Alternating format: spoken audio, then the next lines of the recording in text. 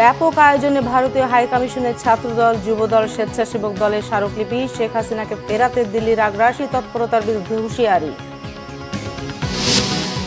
কট্টর হিন্দুত্ববাদী আরএসএস এর মঙ্গলবার দিল্লিতে বাংলাদেশ হাইকমিশন ঘেরাওয়ের ঘোষণা, উত্তেজনা, সংখ্যালঘু নির্যাতনের অপপ্রচার অব্যাহত। দেখছিলেন ক্রাউন সিমেন্ট সংবাদ শিরোনাম। বাংলাদেশের সহকারী হাইকমিশনে হামলা ও জাতীয় পতাকা অবমাননার প্রতিবাদে ভারতীয় হাইকমিশনে স্মারকলিপি দিয়েছে ছাত্রদল, যুবদল, স্বেচ্ছাসেবক দল।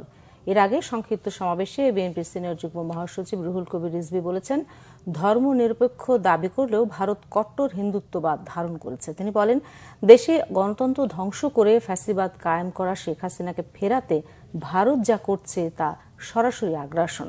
আহমেদ সরোয়ারের রিপোর্ট। ভারতের ত্রিপুরার আগরতলায় বাংলাদেশের সহকারী হাইকমিশনে হামলা ও জাতীয় পতাকা অবমাননার প্রতিবাদে জাতীয়তাবাদী যুবদল, স্বেচ্ছাসেবক দল ও ছাত্রদল ভারতীয় দূতাবাস অভিমুখে পদযাত্রা ও স্মারকলিপি প্রদান কর্মসূচির আয়োজন করে। সকাল 11:15টার দিকে নয়াপল্টন থেকে মিছিল নিয়ে স্মারকলিপি দিতে ভারতীয় হাইকমিশন অভিমুখে পদযাত্রা শুরু হয়। কোনো বাধা বিপত্তি ছাড়াই মিছিলটি কাকরাইল, মালিবাগ, মৌচাক, মালিবাগ রেলগেট হয়ে রামপুরা বাজার পৌঁছায়। সেখান থেকে রামপুরা ব্রিজে গিয়ে পড়ে পুলিশি বাধায়। সেখান থেকে যুবদল, ছাত্রদল ও স্বেচ্ছাসেবক দলের একটি প্রতিনিধি দল ভারতীয় হাইকমিশনে যায় স্মারকলিপি জমা দিতে। বাংলাদেশের বাইরে আমাদের কোনো জব নাই, আমাদের বন্ধু আছে।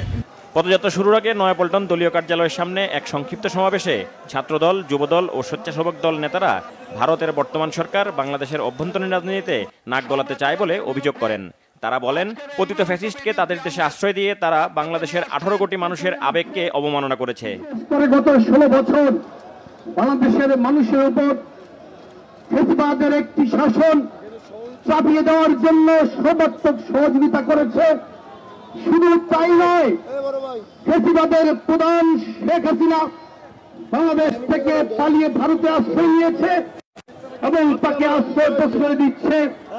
আর তাকে খুশি করার জন্য বাংলাদেশের সাথে অবন্ধুসুলভ সব রকম আচরণ করে যাচ্ছে ভারত। 30 লক্ষ শহীদের বিনিময়ে অর্জিত প্রিয় বাংলাদেশ, এই বাংলাদেশের স্বাধীনতা, সার্বভৌমত্ব, গণতন্ত্র, অখণ্ডতা রক্ষার জন্য বাংলাদেশ জাতীয়তাবাদী দলের প্রতিটি নেতা কর্মী আমরা কখনোই ভারতের এই আগ্রাসনী মনোভাব আমরা গ্রহণ করব না।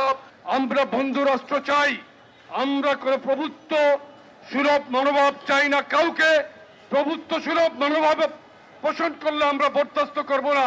সমাবেশে বিএনপির সিনিয়র যুগ্ম মহাসচিব রুহুল কবির রিজভী বলেন, প্রতি মুহূর্তে প্রতিবেশী দেশে বসে ফ্যাসিবাদ নাশকতার বিভিন্ন চেষ্টা করছে। আপনারা বাংলাদেশের মানুষকে পছন্দ করেন না, আপনারা বাংলাদেশের সার্বভৌমত্বকে আপনারা শ্রদ্ধা করেন না, বাংলাদেশের স্বাধীনতাকে আপনারা শ্রদ্ধা করেন না, তাহলে আপনারা হাসিনাকে সমর্থন দিয়েছেন কেন? এই 15 বছর জনগণের প্রবল স্রোতের কাছে হাসিনা পালিয়ে গেলেন। সেই হাসিনাকে ফেরানোর জন্য শাসক গোষ্ঠী মানে ভারতের শাসক শ্রেণী যা করছেন, এটা পৃথিবীর ইতিহাসে এবং রাষ্ট্রবিজ্ঞানের ভাষায় একবারে সরাসরি আগ্রাসন ছাড়া আর কিছু নয়। ওদের সাথে কেউ বন্ধুত্ব করতে পারে না, কারণ ওরা মুখে যাই বলুক, ধর্মনিরপেক্ষ বলুক আর সেকুলার বলুক, ওদের মনের ভিতরে হচ্ছে কট্টর হিন্দুত্ববাদী হিংসা ছাড়া ওদের মধ্যে কিছু নেই। স্বাধীনতা, সার্বভৌমত্ব রক্ষা করে দেশের অখণ্ডতা বজায় রাখতে দেশবাসীর প্রতি উদাত্ত আহ্বান জানান নেতারা। দিল্লির আগ্রাসনকে প্রতিহত করতে। আহমেদ সরওয়ার, বাংলা ভিশন, ঢাকা। কথিত হিন্দু নিপীড়নের অভিযোগ এনে আগামী মঙ্গলবার দিল্লিতে বাংলাদেশ হাইকমিশন ঘেরাওয়ের ঘোষণা দিয়েছে ভারতের উগ্রপন্থী কট্টর হিন্দুত্ববাদী সংগঠন আরএসএস। এক সংবাদ সম্মেলনে আরএসএস এর দিল্লি শাখার গণমাধ্যম ও যোগাযোগ বিভাগের সহ প্রধান রজনীশ জিন্দাল বলেন, বাংলাদেশে হিন্দু ও সংখ্যালঘুদের বিরুদ্ধে চলমান নিপীড়নের ঘটনায় গোটা ভারত ক্ষুব্ধ, উদ্বিগ্ন। এই অভিযোগে মঙ্গলবার দিল্লির নাগরিক সমাজের ব্যানারে বাংলাদেশ হাইকমিশন অভিমুখে পদযাত্রা করবে আরএসএস। দিল্লিতে 2 শতাধিক সামাজিক, সাংস্কৃতিক ও ধর্মীয় সংগঠনের প্রতিনিধিরা প্রতিবাদ মিছিলে যোগ দেবেন বলে জানান তিনি। সংগঠনটি বাংলাদেশ হাইকমিশনের স্মারকলিপি দেবে। এছাড়া আরএসএস নেতা বলেন, বাংলাদেশে হিন্দুদের উপর নৃশংসতা ও সহিংসতা বন্ধের দাবি জানিয়ে জাতিসংঘ UNHCR, WHO, অ্যামনেস্টি ইন্টারন্যাশনাল ও এডিবি সহ সকল আন্তর্জাতিক সংস্থার কাছেও স্মারকলিপি জমা দেবে সংগঠনটি। ভারতের গণমাধ্যমগুলো বাংলাদেশে হিন্দু ও সংখ্যালঘুদের উপর অত্যাচার নিয়ে মিথ্যাচার ও ভুয়া খবর অব্যাহত রেখেছে। অবৈধভাবে কোনো বিদেশি বাংলাদেশে থাকতে পারবে না জানিয়েছেন স্বরাষ্ট্র উপদেষ্টা অবসরপ্রাপ্ত লেফটেন্যান্ট জেনারেল জাহাঙ্গীর আলম চৌধুরী। বড়দিন ও 31st নাইট উপলক্ষে আইন শৃঙ্খলা সংক্রান্ত সভা শেষে তিনি তথ্য জানান।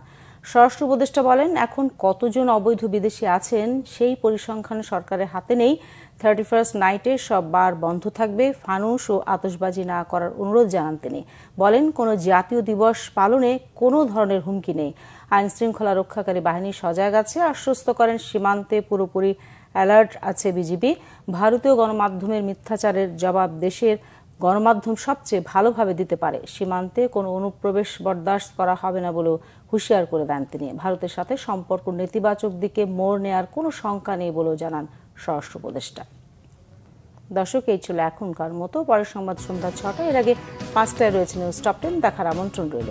এছাড়া বাংলা ভিশন সংবাদ ও সংবাদ সংশ্লিষ্ট অনুষ্ঠান দেখতে ভিজিট করুন www.bvnews24.com ও facebook.com/banglavisionnews এবং সাবস্ক্রাইব করুন youtube.com/banglavisionnews। ধন্যবাদ সবাইকে এতক্ষণ সাথে।